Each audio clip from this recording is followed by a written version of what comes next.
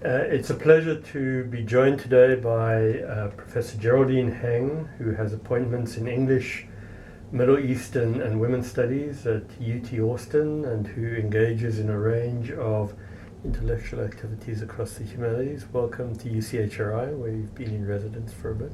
Thanks very much, David. It's been great. It's been fabulous having you here.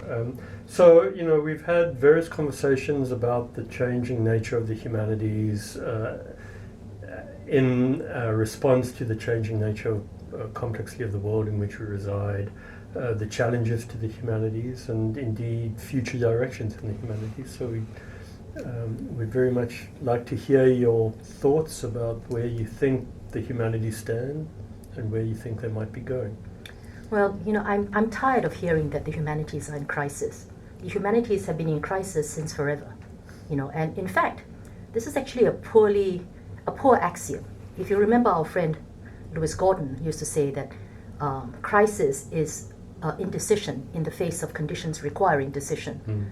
And that's not where we're at all. There's plenty of decision making taking place, some of it quite creative. The thing is, what is true is that higher learning is being instrumentalized, and that creates conditions under which pragmatisms are being forced upon us, some of which producing outcomes we don't like. Some of which are producing outcomes we don't like.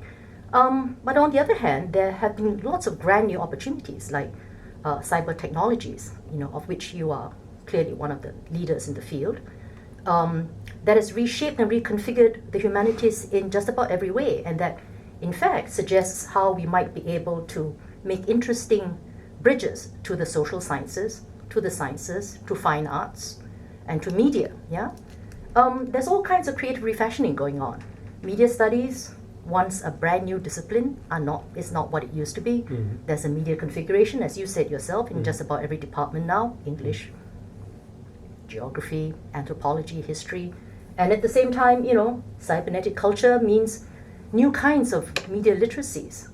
Duke is, I think Kathy Davidson said Duke is starting a master's program in cyber literacies very soon. And other universities are creating undergraduate and graduate concentrations in cyber cultures. And there's online open courseware being streamed constantly, which changes the shape of learning and disciplinary formations. But more than that, even interdisciplinary programs, what we now think of as traditional, like women's studies or ethnic studies, are being creatively reconfigured in all kinds of ways. Nefertiti Tadia's Women's Studies department at Barnard is a good example. Women's Studies isn't what it used to be when I was a student.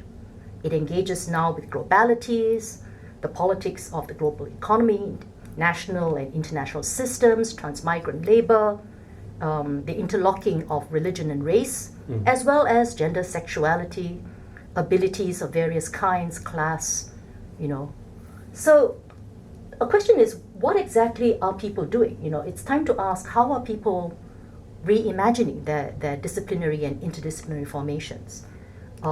Is women's studies discrete from ethnic studies, which also studies gender, race, class, ability, transmigrations, diasporas, the global economy? Or are they interlocked in some fashion? How do people see their interdisciplinary formations? And maybe the word isn't so much interdisciplinary, which suggests in between disciplines, in the interstitials of things, more like trans-disciplines, transhumanities, which is a term I like. Can you say a bit more about what you intend by the notion of transhumanities? I think it signals a pause. It signals an opportunity to take stock, to measure, analyze, diagnose, project, reinvent out of conditions of exigency, economic exigency, and the instrumentalization of higher learning, to suggest where we are at and what might be truly transformative. For instance, a notorious example is the closing down or folding of smaller departments like Slavic, Russian, and sometimes German and French at some universities, or sort of folding them into a kind of pan-European studies unit. Perhaps instead of lamenting the closure of separate linguistic formations, the study of languages and cultures as separate, we should see this as an opportunity to reimagine the study of a Europe that is shorn of its exclusionary imperatives, of a Europe that hasn't always been white or Christian. You know, as you know, I'm a medievalist, and I study deep time, to use UCHRI Dimmock's wonderful phrase, long history. You know, and the Europe I teach and research has always had other religions within its borders, however you define Europe or the West, has always had Muslims, Jews, Africans, you know, in either in contractions or in, you know, expansionary forms. And perhaps it's time to recover and to analyze a less exclusionary Europe, for instance. So this is possibly a kind of opportunity.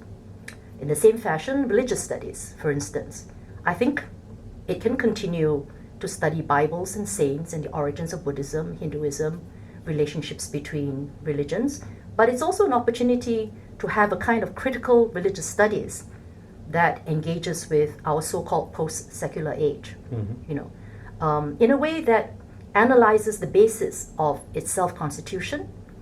And I think that will be responsive to many of the exigencies faced by our students today and faced by people in, in public service and people who are engaged in public discourse.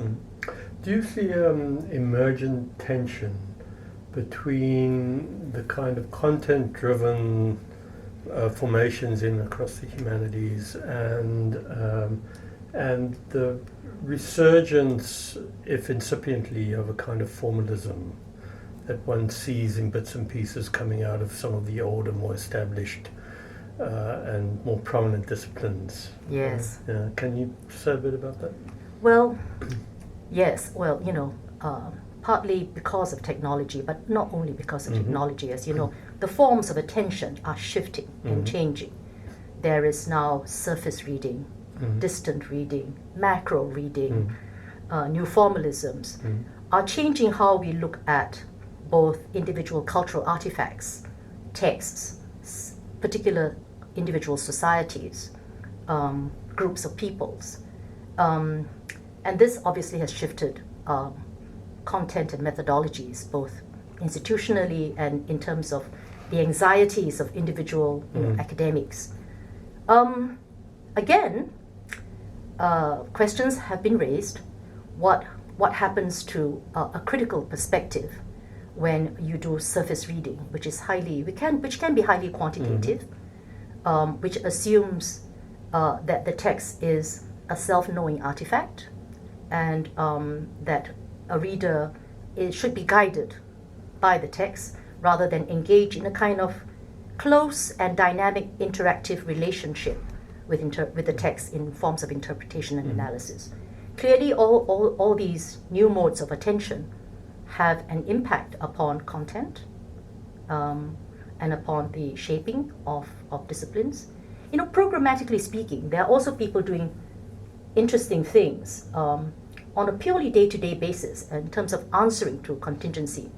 My colleague, Bob Stacey, at the University of Washington, who is Dean of Arts and Humanities, for instance, has devised concentrations, modalities, modular units in response to departments that can no longer afford to offer majors for various reasons.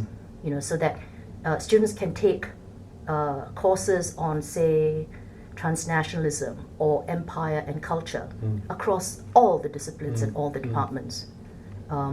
This is obviously one kind of response to problematics of content. Right. So in the face of these material challenges that, by which we're bound, there are of course these creative responses on the part of deans and other administrators who are thinking about how to shift things. There's also a way in which I was just told, that the humanities produces a significant revenue stream, obviously through fee generation, which is often not attended to by those in higher administration are only paying attention to grants or endowments and so on and so forth. You know, there's a way in which we want to insist that all revenue streams should be on the table, right? Yes. And that which is generated from our labor should be acknowledged and returned to us. Yes. Sort of in kind. Sort of in the face of all these challenges, I mean, you know, there's a tendency to become either nostalgic or pessimistic. You seem not to be. It's perhaps it's individual nature and personalities that determine whether one is pessimistic or optimistic. I see opportunities for transformative work. However, obviously, we should seek venues and contexts in which we can actually analyze and identify what is transformative and how we might be able to turn current losses into gains that are transformative. Right. One of the things I am interested in is the possibilities of data mining in the humanities. Obviously, data mining is something that takes place commonly in the sciences and engineering and the social sciences too. But, you know, if it is possible to do research across a repository of 6 million books and texts, rather than to read 500 to write a book. Yeah, exactly. Obviously, this is the way that a kind of future humanities scholarship can be produced that might become the norm one day, and that might be exciting to explore. So it would be a way of using quantitative computational methods and, in a sense, following in the footsteps of our colleagues in the social sciences and the sciences, but asking the kinds of complex, fuzzy questions that humanists ask, right? Which are more difficult to turn into algorithms for querying large-scale data. But that's a challenge. And challenges bring opportunities both in terms of conceptualization and theory, and for our universities, funding and grants. That's something a dean always understands. That's something provosts always seem to understand. As you say, you know, there's fee generation, there's fellowships, and those are our traditional options, and there's grants, which are usually the options for our colleagues in the social sciences and the sciences, though not for you. You're unusual that way.